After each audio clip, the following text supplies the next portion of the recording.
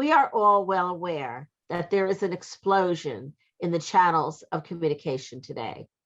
It is important to understand all of those sources and the validity of messages we receive and send, as well as how to effectively communicate. Our speaker today will help us through that process.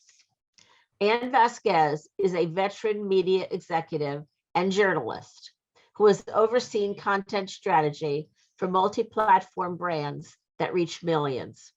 She is currently executive director of EdSource, an award-winning news organization devoted to education that brings together some of the most influential minds in the field for an engaged audience of educators, policymakers, and parents. She is only the fourth individual to lead that organization since its founding in 1977.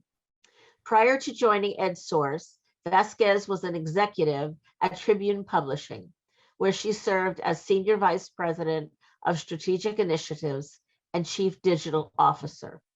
Before moving up the ladder at Tribune Publishing, she was the managing editor of the South Florida Sun-Sentinel when the newsroom won its first Pulitzer Prize, the gold medal for public service. Vasquez began her career as a reporter at the Miami Herald, the San Jose Mercury News, and the Boston Globe.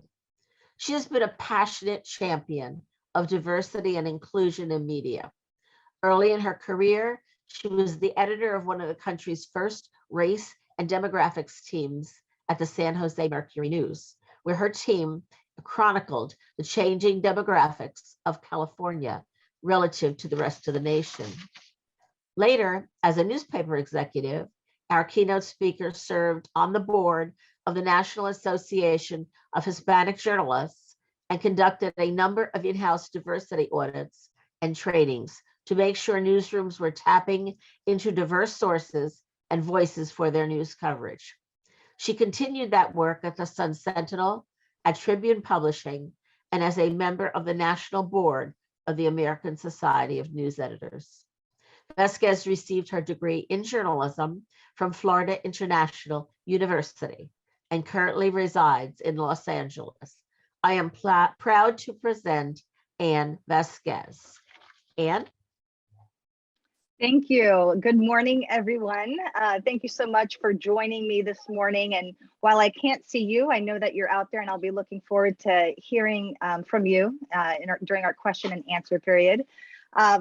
Thank you to the Copenhaver Center and to FIU and to Dr. Copenhaver for that wonderful introduction. I thought that before we get started, I would share my screen by way of introduction. So let me do that.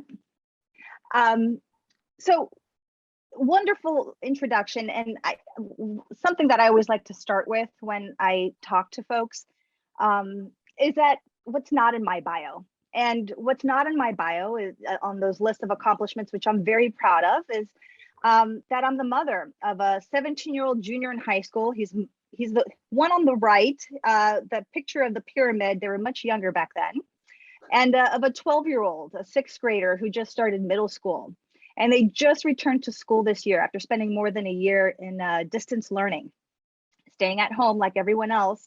And with me serving as their coach, as their principal, as even their lunch lady and their janitor. Also, what you don't know from reading my bio is that I just celebrated my 20th wedding anniversary last week.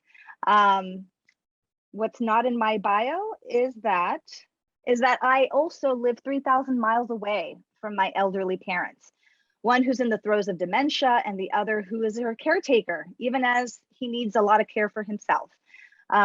What's not on the list of my bio is all the things that kind of pull at me and the rest of my life, and that has impacted my career choices, my career trajectory, and how I feel on any given day. And I think it's important to talk about this because if we talk about the changing face of communication, it's who is delivering that information and why that matters as well. And I think while we've come a very long way in this profession, as a woman, I can tell you that there has been an unspoken knock against women when our personal lives spill onto our careers. I think that in some ways, that's why maybe I didn't have as many examples of women leaders in the newsrooms who who I worked with who were also mothers or primary caregivers. And maybe that's why in my career, I almost perfected the craft of being the strong number two, often to men who were fathers who had been in leadership positions for some time, and who didn't have the same external pressures, perhaps. And so as we talk about then and now, I think things are starting to change, certainly as we see the demographic shift of the country and what we're experiencing, even in the shifts in our universities and who is going into communications and into journalism programs. I think even the pandemic has become a catalyst for the need for change, as it's become very apparent that what many women have been juggling at home, but it hasn't changed fast enough. And as a profession, where have we been and where are we going? The Copenhagen Center has done wonderful research in this regard. And so even though women make up more than half of the population in the US, a recent report by the Copenhagen Center shows that there's a number of troubling trends that I think people are talking about and that needs to change. Women earn lower salaries than men. Women lack longevity in their careers and are more likely to spend fewer years in communications or in their fields. Women tend to be more often middle managers, I can attest to that, or in junior level positions, while men dominate the top management positions. Company culture can prevent women from being promoted in favor of men. And in many cases, many in communication fields, men and women aren't prepared with digital training, and even once they get on the job. And that's certainly true for me as I entered the field just as the internet really was taking off. Allow me to stop sharing my screen. So today I'm going to offer my perspective about my lived experience. It's important that you keep in mind that my lived experience is my path and it's not yours. And my obstacles and my successes reflect what's happened to me, not necessarily what's possible for you, but hopefully you can take some learnings from it. You make your own path by the choices that you make. What I'd also like to talk about today is what you should be thinking about when you're, heading into a career of communications, especially today. What are some of the things you should be thinking about to do your job effectively, and that we make sure that we are covering all our bases? When I was sitting in your chair, if I had to pick 3 things that I thought were most important when I was preparing for a career in journalism, I'd say is, I wanted to stay in my hometown of Miami. I didn't see a life outside of Miami. I went to school in Miami at FIU. I commuted from home. My dream was working for my hometown paper, the Miami Herald. And at the time, the Miami Herald was in a very deep competition with its neighbor to the north, the Sun Sentinel. And this was the mid 90s. And I think the industry was starting to change then. As I said, the internet was really emerging at that point in terms of in a way of delivering information, but it really hadn't grown up yet. It was really kind of just taking shape. The other thing I wanted was, I knew I wanted to become a newsroom leader. I had been the editor-in-chief at the FIU student newspaper, and I had just realized that in terms of making an impact, being a leader in a newsroom would allow me to have broader impact, as opposed to simply working on one story at a time and tackling one issue at a time. So I knew that that was on the horizon for me. At least that was one of my goals. And then lastly, and this might be a surprise, pay was not my number one priority. And I think that, in fact, I had 2 job offers in the months after I graduated, and I actually took the lower paying job because I felt it was a better fit, and it was working for the Miami Herald, which, like I said, was my end game and where it was I wanted to be. But like everything else within, all my plans are out the window. You can make the best laid plans, but really you don't know what life has in store for you. So within 2.5 years after taking that first full-time job, I moved 3,000 miles away to San Jose, California. And it was for what I thought was my dream job at the time. At that time, it was to cover schools and cover education. And so I saw my pay jump actually well above the differences in cost of living. And within 3 years of that, I had my first opportunity to be a manager and to run my first team. It was the race and demographics team that Dr. Copenhaver had mentioned at the beginning. And that first opportunity to become an editor really started to shape how I saw the communications field and how important the responsibility that the totality of coverage has on how the world perceives the communities around them and the world around them. And 10 years, I would say after that, let me share my screen one more time, I was here. And that was probably one of the seminal moments in anyone's career. If you're a journalist, it was when we were winning the Pulitzer Prize, the gold medal in 2013 for our coverage of speeding cops. And I show all this and I share all this to kind of get started, to just share with all of you that I think it's important to know that what you believe coming in needs to iterate. You need to change, and the goals and expectations you may have coming in will evolve. And back on the East Coast, when I was at the Sun Sentinel, that's where, you know, I really climbed the ladder as a manager, from business editor to running the digital media, the digital side of the newsroom, to becoming the managing editor. And where I sit today and what I would tell myself about what those early things that I thought about early in my career that I thought were important, I would say moving away from home was probably the best thing I could have done for myself in my career. I say this in hindsight. I would not have expected to be the one to say this, but I certainly, learned a lot about myself. I met and married my now husband as a result of that move. My earning potential jumped exponentially because of that move. And I think that recruiters began to see me as someone who was willing to take a risk, a calculated risk. And that also had a very big impact. And when it comes to wanting to be a leader within a newsroom or any communications field, I learned you shouldn't expect someone to come and tap you on the shoulder to tell you that it's time.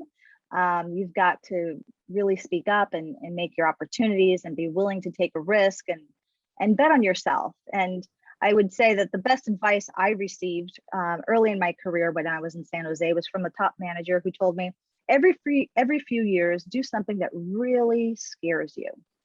And that's probably the best advice I've ever been given, because getting out of your comfort zone is really key. And then lastly, pay. It's still not, let me stop sharing my screen actually. It is, there we go. It's still not my number one priority, believe it or not, but I've learned that it is actually very important to know your worth, and that sometimes asking for more money and knowing what your market value is it speaks to how you know how valuable you are to an organization and the contributions that you know you make. So evolution is key when it comes to your career, and certainly when it comes to communications. When we talk about then and now, I got my first full-time job in 1996, so the mid-90s. And again, that's the time when a lot of news sites were starting to have digital websites. And usually the operations were very different than the print operations. So not only were they maybe on different floors, they were likely in different buildings. And the people who managed the website were very different, had a very different skill set than the people who were in charge of the news. And as part of that, and I'm in California in the late 90s. So consider that California became a majority minority state in the late 90s. And the changing demographics, what was happening in California was really a preview into what was going to happen across the country. And so the San Jose Mercury News became one of the first in the country. I think the New York Times also did around the same time, to create a race and demographics team so that the paper could chronicle the conversations around race and changing demographics. And that was 22 years ago. And look at where we are today. As much as we talk about how much things change, some things stay the same. And I think about diversity and inclusion, and having been in the business now for 25 years, we continue to have the same conversations. And I think the way that aspect of the conversation has changed is that I think we're at a place in all of our respective fields that everyone agrees that it's important. Everyone agrees that it should be part of the mission of a company, an organization, a nonprofit, whatever your company might be, your organization. But what I don't think has changed as much is who is in charge of making the decisions. Who are those who are couching how the stories are told? What stories should be told? Which ones should not? And how should they be told? And as we think about that, and we think about the impact that that has in how we disseminate news, diversity and inclusion remains and will continue to remain very important. If we're going to reflect our communities, our coverage needs to reflect our communities. And there's one other slide I'd like to show you, if you will entertain me and let me share my screen.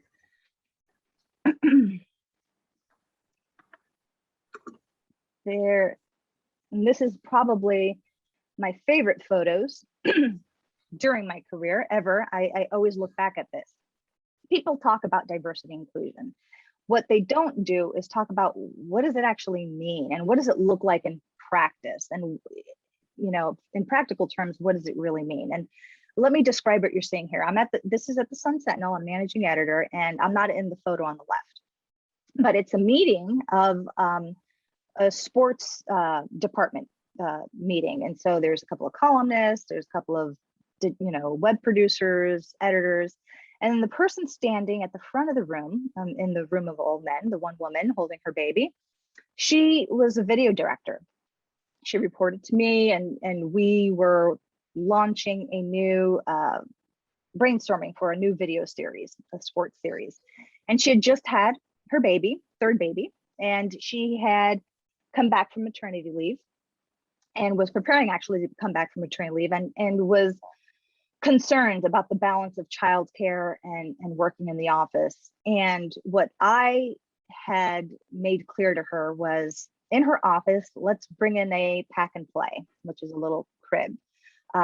Bring Maddie into the newsroom, for as long as you think it's necessary to make the transition easier. And I encouraged her to bring her to a meeting if she needed to. And so I took this photo actually, and I thought it was, and still is, a very telling moment. And as you can see, no one batted an eye. They just accepted the fact that we're having a meeting, and our, the leader of this meeting, our, manager, is holding her baby. And we had a great meeting. We were, brainstorming and had wonderful ideas, and it proceeded without a hitch. And then the other photo, I'm holding her baby. It's a different meeting on a different day. And there was, I think, a training going on, and Maddie was getting a little bit upset. So since I wasn't running that meeting, I took over and just held her while Sarah, the manager, continued to run the meeting. And I think that is what diversity and inclusion means. So when you hire more women, when you hire more people of color, when you hire more people of different various backgrounds and beliefs, they bring themselves to the job. And when they bring themselves to the job, they make their workplace a better place. And I would like to share one other example of how diversity and inclusion really kind of manifests itself in the workplace. Many years later, this is when I'm back in California. I'm working for Tribune Publishing in a senior executive role, and I needed to make a hire. It just so happens for a video director position, and was fielding lots of applications and resumes from across the country. And one came through that I thought was very promising, and it happened to be a woman who, for a very brief period of time, had worked at one of our sister publications within the company. Tribune at the time owned 9, then 10 publications across the country. And because she had briefly worked at one of our sister papers, it was suggested to me by human resources that I reach out to her former paper and a couple of managers who worked with her, who could speak on her behalf, on her character and her work experience. And so I did that and spoke to two managers. They happen to be both men, who at very different times in very different places had the exact same thing to say about her, which was very talented, very smart, but I'm not sure. Doesn't seem like the right fit. Or I think there was another description of she can be difficult. That might have been another description. And so, but still effusive in terms of the quality of her work. And so I went back to human resources at that point and said, you know what? I kind of got these lukewarm reviews, but I'd like to still fly her in. And so as long as you're okay with it, I'm planning to do that anyways. And so I did. And I met with her, and she met with a lot of people that would be on her team. And she was a hit. She was fantastic. I ended up hiring her. And she ended up being not only a great contributor to the team, but a huge success in leading our video initiative. And to me, that also was a lesson of how diversity and inclusion matters. If I wasn't in that position of authority to be able to make that decision and to be able to think, well, that description of this particular candidate sounds a lot like how women sometimes who are leaders are sometimes described. And I will say, even I've been described that way. And so maybe that's more a reflection of their biases. And so let's give the benefit of the doubt. And had I not done that, we wouldn't have had the great success that we had. She wouldn't have had this great career stepping stone. And so that's where I think when we talk about then and now, that's another important distinction that I think we need to be thinking about and talking about.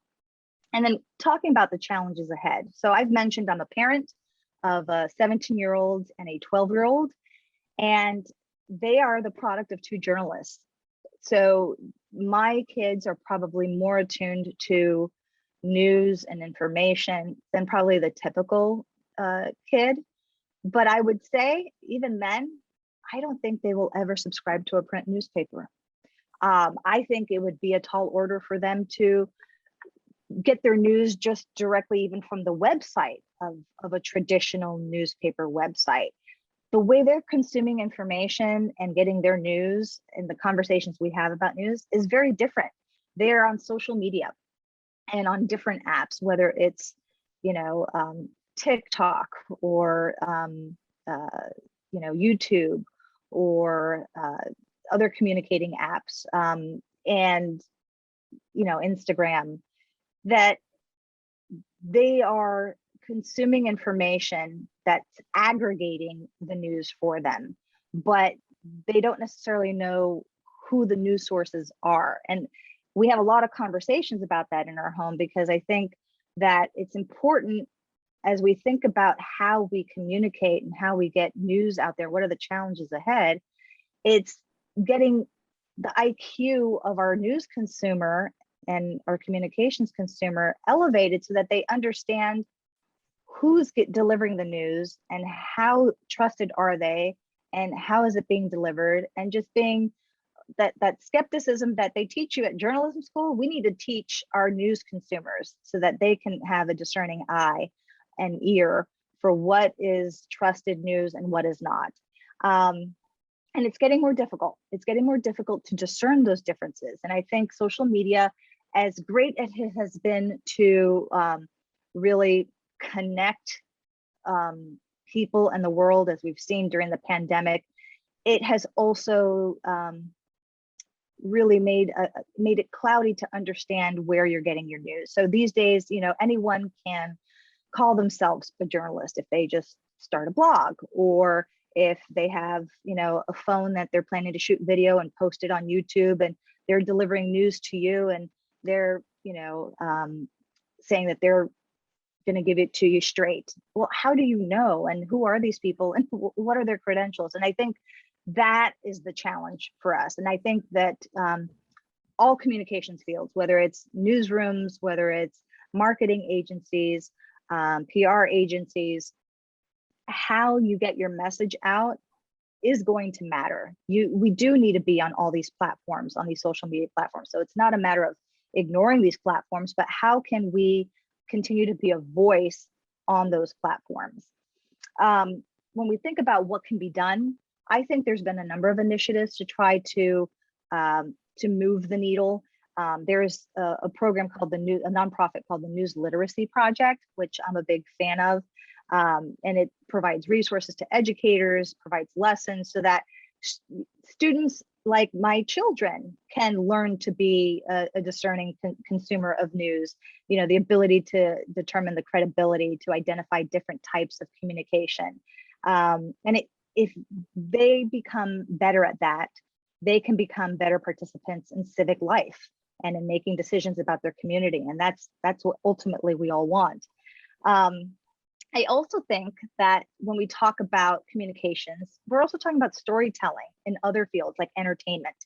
I know that representation is also a big conversation in Hollywood these days. And over the pandemic, we've seen a huge spike in the streaming platforms, whether it's Netflix or Hulu or Disney Plus, and everyone has a streaming platform, HBO Max, and I can continue, the list goes on and on. How those stories are told. There's lots of documentaries being told, even the series, the based on fiction, still are important methods of communication that are teaching viewers how to perceive the world around them. And representation matters there as much as it does in newsrooms or in our communications fields. And then the other thing that I think has really become more pronounced in recent years is the rise of nonprofit news organizations. And I'm now the executive director of one of those. The nonprofit I work for, EdSource, has been around actually for 44 years. It has evolved. It began as a very different type of nonprofit. It began almost like a think tank back in the 70s about school finance, but it evolved. And over the last 10, 11 years, became what it is today, which is a news organization with the largest newsroom of education journalists that came from newspapers. A lot of the reporters who work at EdSource came from the LA Times or the San Francisco Chronicle, Sacramento Bee, and the information and the news and the stories and the documentaries that we create, we are giving them to other news organizations for free, because at the end of the day, our mission is to just get as many people invested and learning about the issues in the education landscape as possible. So we will give, and the LA Times will publish EdSource stories. The San Francisco Chronicle will publish EdSource stories. The public radio stations will publish EdSource stories, or at least talk about them on the radio.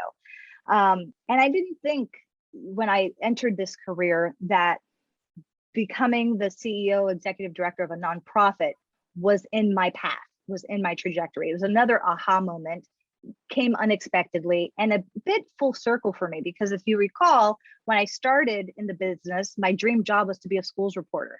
And that's because as the daughter of immigrants, I realized how important education is to the ability to establish yourself in your community for upward mobility. And I thought, if I wasn't going to be a teacher in a classroom, well, let me tell stories from the classroom. And so now, being the executive director of EdSource feels not, it just feels like a perfect glove is just, been placed on my hand, because the mission of the organization is one that I believe in. And we're doing the work that I have dedicated my 25 years of my career to do, which is telling the stories of our time with authenticity, with accuracy, with nuance. And so what I would say to all of you as I conclude this portion and we move into the Q&A part of the discussion is that expect the unexpected when it comes to your career. And while there is no one track or trajectory for career communications, just know mine is but one, and yours will be yours. And while we have challenges ahead, I do feel that as an industry, we are working every day to try to solve them. And it really matters that folks like you are looking to go into this profession and really make a difference. So appreciate you listening. Now I think we'll take some questions. How can we know what communication sources we can trust? And that's something that I was beginning to touch upon. And I think that's an important question. And I think there are an increasing number of sites, whether it's Common Sense and News Literacy Project, there are places that you can go to that can tell you. What I always do, frankly, there seems to be a new news source that I haven't heard of that I see shared on social media, whether it's Facebook or Twitter, and it's a story that's ostensibly being shared, and I've never heard of the news site, so I'll just go in and Google it and do my research on that site. So before I actually read something, if I'm not familiar with the source, I try to find out who the source is and if they have any leanings one way or the other, how long ago they were established. I kind of do my research before I read a piece and before I cast judgment, and certainly before I would ever share something on social. I can't tell you how many times I have seen stories or information shared just simply by a headline. The stories aren't maybe even clicked through and read thoroughly to be able to share what really the story is about. They just go based on a headline. So I think doing your own due diligence, looking beyond the headline, and certainly doing your own research on the source is certainly key. What advice do you have for those pursuing careers in communication today and tomorrow? Well, I hope that some of what I've had to tell you today offers some advice. I think the biggest advice I could give you is that make your own path. I think making your own decisions and deciding what is right for you is really important. I think also being open to different experiences, being open to when I say new experiences, I mean not just maybe relocating, but being open to different types of work that maybe you didn't even see possible. Like I said, I had not thought of the nonprofit sector as one that would be part of my career path. I think that keeping an open mind and almost rolling with the decisions that you make, and knowing that one decision leads to another, and it doesn't have to be the end. Each decision isn't cemented. You can always change your mind. You can always learn from the good and the bad, is what I would say. I've had quite a few experiences in my career that were really challenging, from a management perspective, from a personal perspective, and moving my family across the country at a very tumultuous time in a company. And what I can say is I learned as much from the tough times as I have from the good. In fact, sometimes I've learned even more, because you actually learn what you're made of, and you learn some skills of how to ride a difficult wave. And I think that's really important. What is the key to good communication? Being authentic, and I think being human and being honest is the key to good communication. I think that how I've seen the field evolved in these last 25 years is that people want something real. And you've seen it on TV with reality TV, you've seen with the rise of streaming, people want to see real life happening. And I think that when you're communicating with others, whether it's via story, whether it's via a video report, whether it's via a press release, being honest and being authentic is what's going to help you connect with the audience that you're speaking to. I think that's really important. What communication platforms do you see being the leaders in the next 5 years? Boy, can I just say 5 years in the digital space feels like 30 or 50. So very hard to say 5 years. It's hard to even predict for the next year. I do think we're seeing social media is going to continue to play a very prominent role. What those platforms are, lately it's been TikTok. There are a lot of organizations, a lot of companies that are finding their way to TikTok. What I would say to those companies and to those news organizations is thinking about what I just said a moment ago, which is being authentic and being real and being human. I also think the consumer is very smart and can detect very quickly inauthenticity and can detect when someone is merely pandering to them. So I think there are a lot of legacy news organizations, for example, that are doing their best to try to test the waters on these other platforms.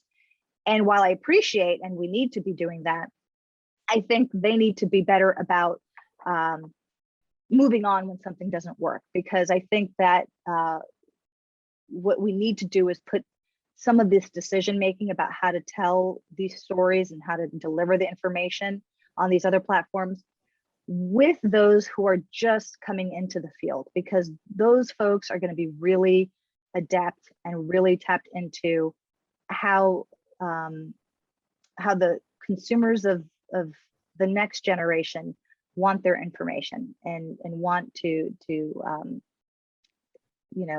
connect with their community.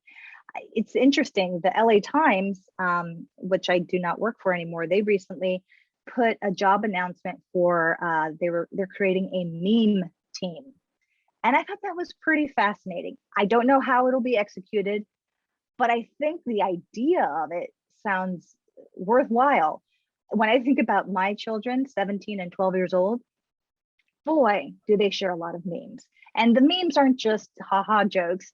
In some cases, the memes are it's social commentary on a particular issue of the day. And so I will say that I think I certainly don't have a crystal ball to say what's going to be the most powerful platform that's to come, but I think it's going to keep changing. I think what we have today, there'll be a few less a year from now, and new ones will come onto the scene. And I will say even video has come in vogue and out of vogue over time. And I've seen it multiple times. And the wave is, you ride the wave. And I think that news organizations have banked on video at times because they thought it was lucrative. It was a way to get more money from the advertisements, what they call the pre-rolls on the videos. But videos are also very hard to produce and usually very expensive to produce. And so that's where these social media platforms come into play, and where the democratization of news essentially comes into play. What should I do if I want to start my own monetized blog for news reporting? So this is a timely question, good question. There's lots of platforms coming out there. There's Substack, which has become very popular among journalists. There's Medium. There's the ability for people just to create their own WordPress blogs and put it behind a paywall. What I would say is, before you can talk monetization, and I say this just from experience, you need to build your audience. So it's good to have a game plan and a goal of where you want to be a year from now, 2 years from now. But your first and immediate step needs to be building that audience, because if you don't have an audience, then a great monetization plan just goes out the window. And so what I have seen with a lot of bloggers and those who are creating newsletters, e-newsletters, there's a runway that they give themselves. And the runway may be shorter or longer depending on how much of a built-in following you have. So if you already have a big following on social, on other platforms, let's say on Twitter or on Instagram or on Facebook or whatnot, and you're trying to migrate them to a new blog or to a new newsletter, well, that's a different proposition than starting from scratch. So it really depends on how big is your following. And so that's going to dictate how long your runway should be before you start monetizing and asking people to pay for your content. And what I would say this is that monetizing content is not easy, as newspapers around the country will tell you, especially after, the internet has conditioned a lot of folks over the years to get their information for free. So the key to getting someone to want to pay for your information and pay for your product is that it really needs to be unique. It really needs to stand out. It really needs to be something that others aren't offering. And that could be a specific service. It could be a specific perspective. But you really need to find what your value is before you can start charging for it. What does a nonprofit communications specialist do? And are there opportunities for us in the field of social services? Well, in terms of a nonprofit communication specialist, my experience with nonprofits is a news nonprofit organization, but I work with a lot of other nonprofits, whether they are foundations or advocacy groups, and their roles are hugely important. And a lot of them are skills that translate out of communications and journalism schools. So the ability to tell a story, whether your story is being told on TV, in an ad, in a press release, in a news story, in a documentary, in any of those formats, on a podcast, being able to tell a story, being able to articulate a thought clearly, that's going to be key to what a nonprofit communication specialist does. It's also nonprofits very much tend to be very community driven. And so it's about building connections. And one thing that I don't know how much of this is part of the curriculum in journalism schools and in communication schools and degree programs is this ability to network, this ability to reach out to other groups and make connections for no other reason other than a sharing of thoughts and ideas. The idea of networking was a bit foreign to me. I think early in my career, from a professional standpoint, I was so involved and so focused on my career and doing my job, which was a very, our jobs aren't easy, and they take a lot of time, that I didn't think about the networking. But I do think that as I've grown in my career, I realize how important it is. Connections and having people that you can reach out to is really important. So I think any communication specialist would have a big network, or try to work to have build a big network so that they can do their job effectively. Let me see if I answered the other part of that question, which was, is there opportunities for us in the field of social services? I would think absolutely. Clearly, there's parallels, I think, to, especially for those who go into journalism, and in many cases, communications field, they're mission driven. They want to amplify, thoughts and ideas and understanding of the community around them, or maybe it's of a certain organization, but nonetheless, there is a mission there. And I think when it comes to social services, also very mission driven. So I think you will find a lot of career changes between those fields. I know that there's been plenty of former colleagues of mine that have moved into different fields of communications, or even into social services, and into government jobs, into agencies and advocacy groups. Obviously, I think in some ways, especially those who were formerly journalists, you can't be an advocate. You shouldn't be an advocate as a journalist. You should be, reporting from a perspective that gives depth and understanding, unless you're a columnist coming from a specific perspective. But I think some have found it then liberating to then move from a field like journalism into social services, where it is very razor focused, mission driven, and they get to just lose themselves in that mission. In a little bit, I have found it myself focusing now solely on education journalism. It's been a wonderful experience talking to our supporters.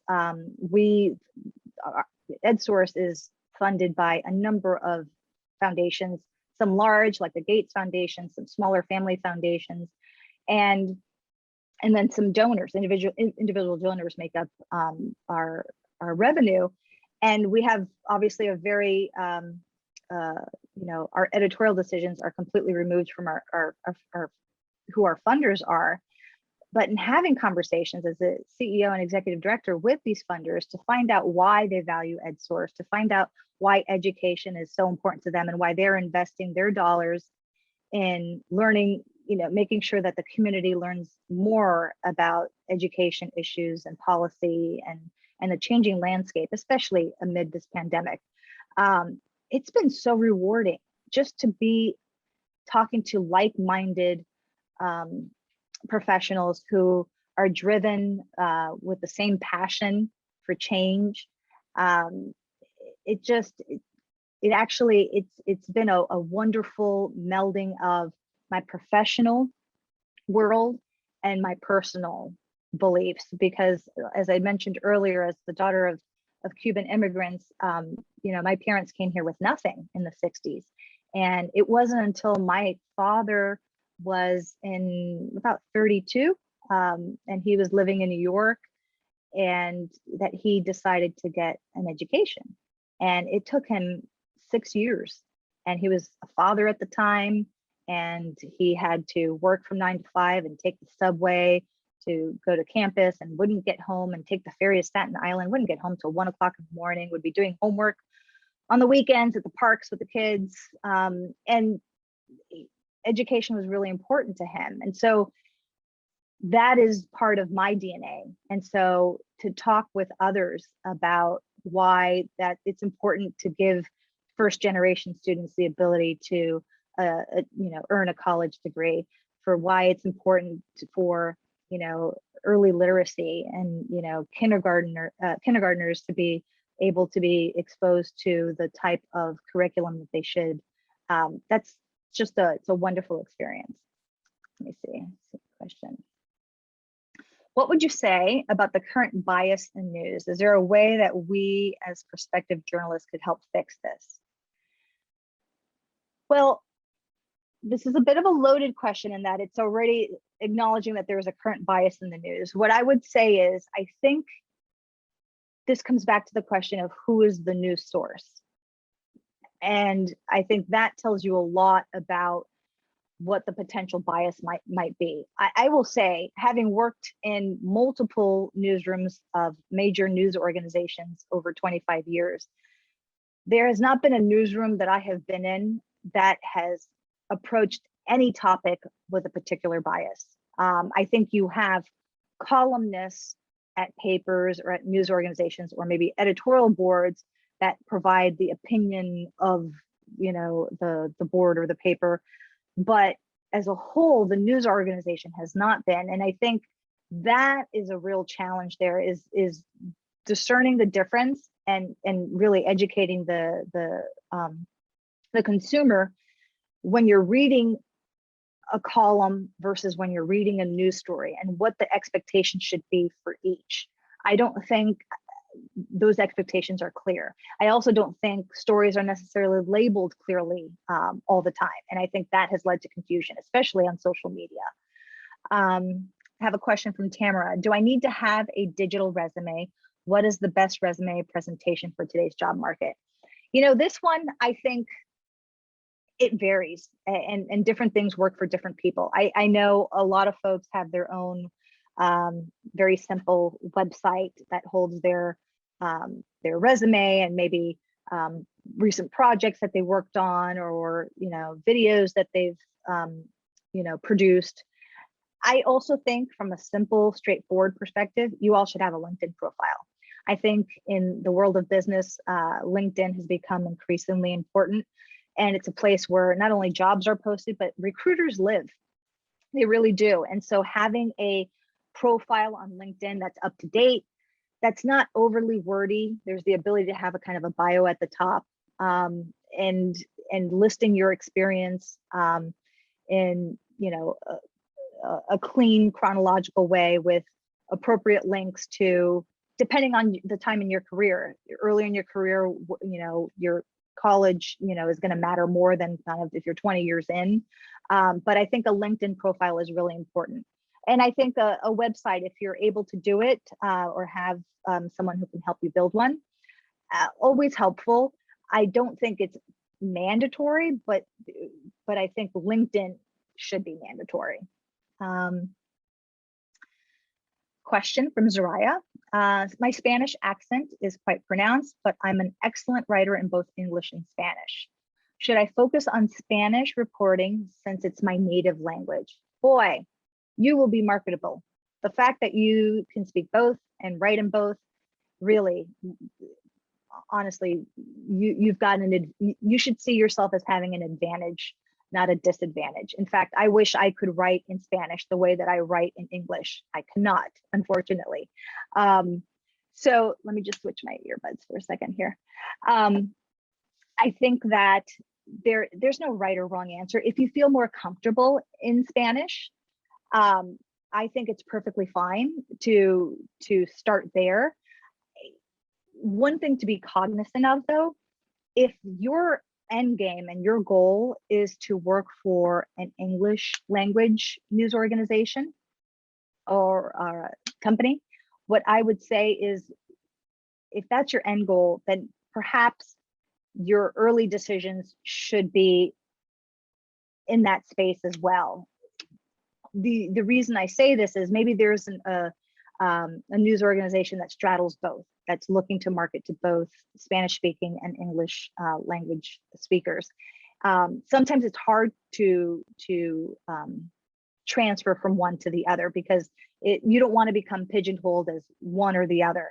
I think if you start in English, move to Spanish, it's probably easier than starting in Spanish, moving to English. I don't think you should be worried about your Spanish accent. I think, as we've talked about the changing demographics in this country, I think the country is becoming increasingly accepting of our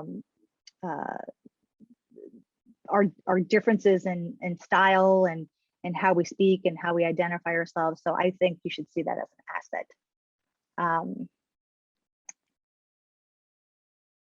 Okay, what responsibilities do and this might be our last one. What responsibilities do communicators have today to the information they put out to the public? They have a huge responsibility. I think that is the number one.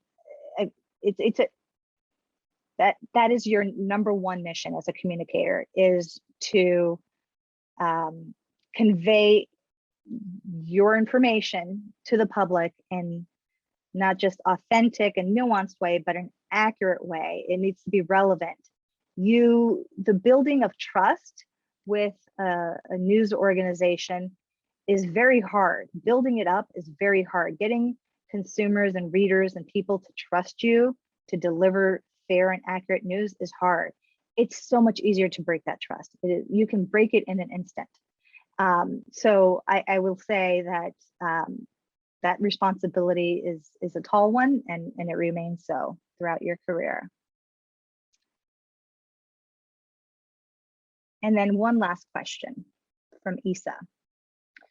What does it take to be a good editor? Oh, this is a good one. I've been an editor for the majority of my career. I think I was a reporter for a small percentage versus looking at the time that I've been an editor. So much so that I sleep and dream and think in words, and my kids run away from me when they have an essay because they don't want to get edited by mom, which I tell them, hey, everyone needs a good editor. Everyone. I need a good editor when I write. I think a good editor understands that there are many different ways to tell a story, and that they should not put their own biases, inclinations of how they would tell a story onto the story of someone else, because there are many different ways to tell a story. I think a good editor is looking for clarity to make sure that the story is clear, that the story is engaging, that the story is complete. And obviously, in addition to the grammar, in addition to all the very basic copy editing that needs to happen, they need to understand that it's not their story, it's not their voice, it should be the writer's voice. And it's a good editor is a good coach, who gives very specific feedback that tells you what they're thinking, but not so prescriptive that you must follow it to a T in order to, produce an engaging story. I never liked the editors who told me, this is too, let's be more engaging, let's be more fun, it's too vague. You can't be vague. Give specific advice, but also allow the writer to tell the story in their own way. Thank you all. I really appreciate all the questions. I appreciate the opportunity to speak with you today. And I really wish you all well in your careers. Thank you so much, Anne. I want to thank you for your insight into the rapidly changing field of communication. We hope that our workshop today will help all of those who joined us become better communicators and better consumers of the words of information and everything that is out there today. Thank you all for joining us, and we are done for today.